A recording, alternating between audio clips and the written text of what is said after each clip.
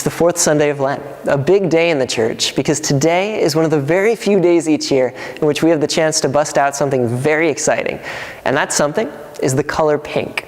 The purple that you see throughout the whole season of Lent is meant to have a certain penitential feel to it, to remind us that this is a season of sacrifice and reconciling, to point also to the suffering that Jesus endured in that mockingly purple robe and crown of thorns that he wore during his passion.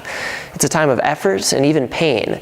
And yet, as we reflect on those difficult things, we also know that the goodness, the love, the sacrifice of Christ has already won. So we can't stay sad forever.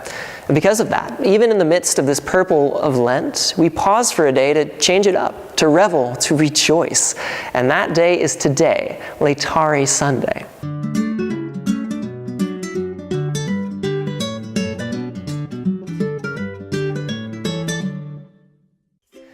To commemorate the rejoicing that we're trying to evoke today, many priests and deacons will put on pink or rose-colored vestments, adding a new splash of color and cheer into the day. But the joy we find is not merely a color change. No, we also find it in our gospel. We hear today the classic story of the prodigal son, this great parable, and you probably know it. The younger son thinks he knows better, and he takes his inheritance off, and he runs and lives a life of debauchery. And then he's forced to return home in shame, expecting to be an outcast, disparaged by his family and especially by his father. But what happens? His father isn't upset. He's excited, he's loving, he's full of this profound happiness. It's an incredible moment of acceptance and joy, one that is intense for just about anyone to read about, and one that's meant to show us the true depth of a father's love, the true depth, really, of God's love and joy for us. Often, when we reach Lent and we're being sacrificial and being penitential and all that, it might be easy for us to just toss aside the goodness and happiness and positive things that come with life. It might be easy to just get into a downcast mindset, waiting for the joy later on.